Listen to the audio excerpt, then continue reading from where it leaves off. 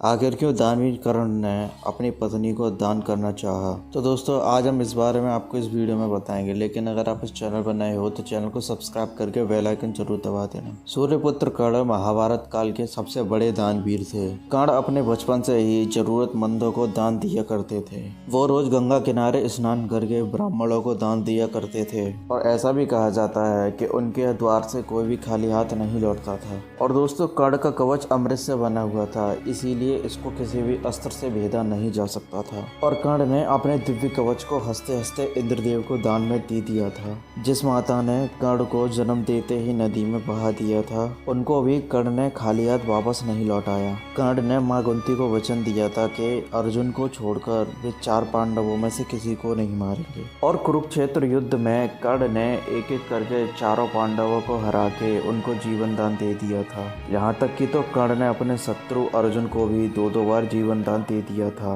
लोक कथाओं के अनुसार जब कर्ण के अंतिम समय में कर्ण के पास कुछ नहीं था, वे मरने वाले थे, उनके पास कुछ नहीं था, फिर भी उन्होंने भगवान श्री कृष्ण को खाली हाथ नहीं लौटाया। उन्होंने अपने सोने के दांत तोड़कर भगवान श्री कृष्ण को दान में दे दिए थे। ऐसे ही दानवीर के बारे में कुछ लोग ये भी कहते हैं कि उन्होंने अपनी पत्नी को भी दान में देना चाहा था। क्या बागी में कर्ण ने अपनी पत्नी को दान में देना चाहा था? तो चलो मैं आपको इस बारे में बताता हूँ। महाभारत युद्ध के पहले ही कर्ण और अर्जुन एक दूसरे को मारने का प्रण ले चुके थे। अर्जुन ने प्रण लिया था कि जब तक मैं कर्ण का वध नहीं कर दूंगा तब तक मैं किसी से अपने पैर नहीं धुलवाऊंगा। और पितामह भीष्म के कारण कर्ण ने 10 दिन तक युद्ध नहीं किया था। वे युद्ध भूमि में नहीं आए थे। युद्ध के 11वें दिन महारथी कर्ण युद्ध क्षेत्र में उतरे थे। कुरुक्षेत्र में कर्ण अर्जुन से युद्ध करने के लिए हमेशा अर्जुन को ढूंढते रहते थे, लेकिन भगवान श्री कृष्ण ने हमेशा ही अर्जुन को कर्ण से दूर रखा, क्योंकि कर्ण के पास देवराज इंद्र की अमोघ शक्ति थी,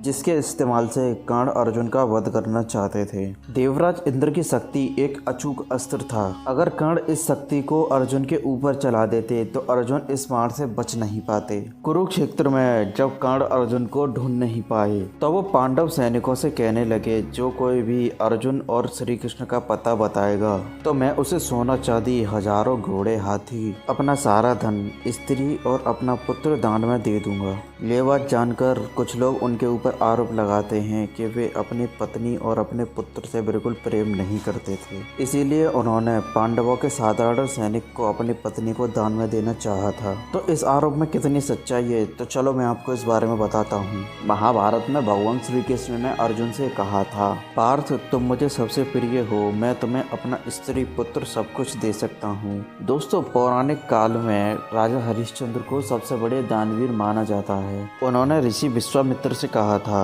आपको जो मुझसे मांगना है मांगिए, मैं अपना सारा धन, पत्नी, पुत्र और मैं खुद अपने आप को आपको दान में दे दूंगा। भगवान श्री कृष्ण हो, कर्ण या राजा हरिश्चंद्र जब भी अपनी पत्नी पुत्र दान देने की बात करते हैं, इसका मतलब ये नहीं कि वे सच में अपनी पत्नी और पुत्र को दान में देने की बात कर रहे हैं। इसका मतलब ये है कि वे अपना सब कुछ दान में दे सकते हैं। और दानवीर कर्ण के चरित्र पर दाग लगाने के लिए लोग ऐसे सवाल उठाते हैं और आगे भी उठाते रहेंगे। दोस्तों आपको क्या लगता है, क्या कर्ण ने अपनी पत्नी और पुत्र को दान देने की बात की, अगर क्या कोई अन्याय किया था? अगर कर्ण ने अन्याय किया है तो जिसने भी ये बात बोली है सबने अन्याय किया है। तो दोस्तों आप कमेंट करके बताइएगा क्या कर्ण ने सही किया या गलत किया। और अगर वीडियो अच्छी लगी हो तो वीडियो को लाइक करके चैनल को सब्सक्राइब जरूर कर लेना।